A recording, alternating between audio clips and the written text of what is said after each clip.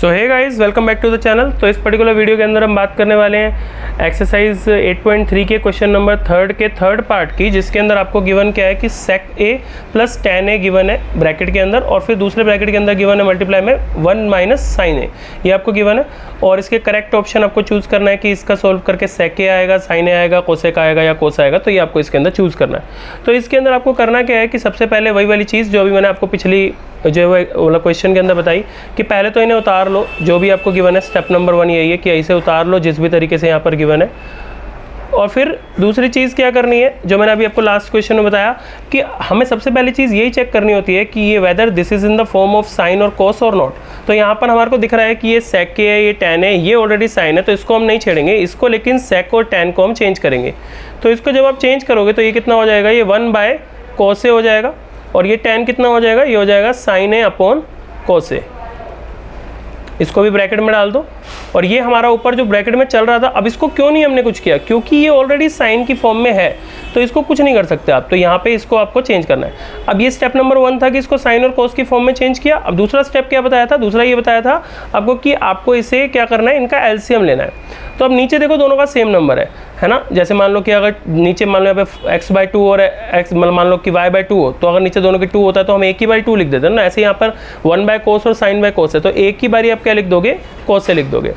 अब वही वाली चीज़ कोसे के टेबल में कोसे कितने पे आएगा, 1 पे, 1 को 1 से किया तो 1 ही आया, प्लस कोसे के टेबल में कोसे कितने पे आएगा, 1 पे, 1 को साइन से किया तो साइन आ गया। अब ये तो था लॉजिक। अब मैं इसे आपको डायरेक्ट भी याद करा सकता हूँ। कैसे कि भाई देखो, अगर नीचे दोनों के जो मतलब कि अगर सेम आइडेंटिटी हो तो उसको एक बार लिखो, और ऊपर वालों को एज इट इज, जैसे प्लस हो माइनस में हो जो भी हो ऐसे लिख लो। तो ऐसे याद कर सकते हो, ऐसे कर लो, नहीं तो समझ के तो आपको मैंने बता दिया है।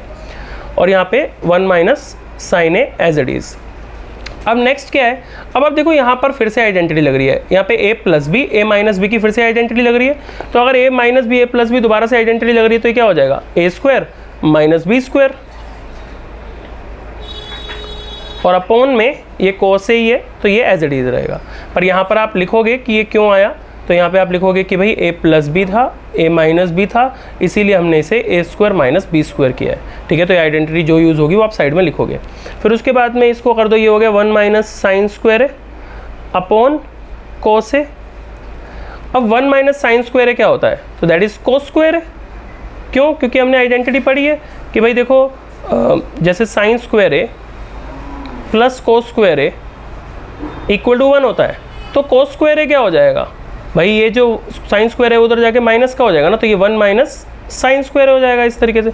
तो कोस स्क्वायर की वैल्यू समझ में आई ना कि यहाँ पर हमने कोस स्क्वायर क्यों लिखा है, क्योंकि 1 माइनस साइन स्क्वायर था तो उसकी जगह पे लिखा है। और अपॉन में क्या है, अपॉन में है कोस है। अब देखो यहाँ पर कोस स्क्वायर है, स्क्वायर का मतलब क्या होता है, ऊपर मान लो 5 स्क्वायर लिखा हो और नीचे 5 हो, तो उसका मतलब क्या होता है, ऊपर 2 मल्टीप्लाई में 5 और नीचे 1 है तो हम काट देते हैं। ऐसे ही यहाँ पर कोस स्क्वायर है ऊपर और 1 नीचे कोस है, तो उससे हमने काट दिया, तो हमारा आंसर क्या आ गया, कोस है। अब कोस है कौन सा ऑप्शन है, डी, तो D is the right option, या फिर करेक्ट ऑप्शन, वही एक ही चीज़ है। सो आई होप आपको ये क्वेश्चन समझ में आ गया होगा। अगर वीडियो अच्छी लगी हो तो इसे लाइक करना, शेयर करना, सब्सक्राइब करना, और नेक्स्ट पार्ट नेक्स्ट वीडियो में।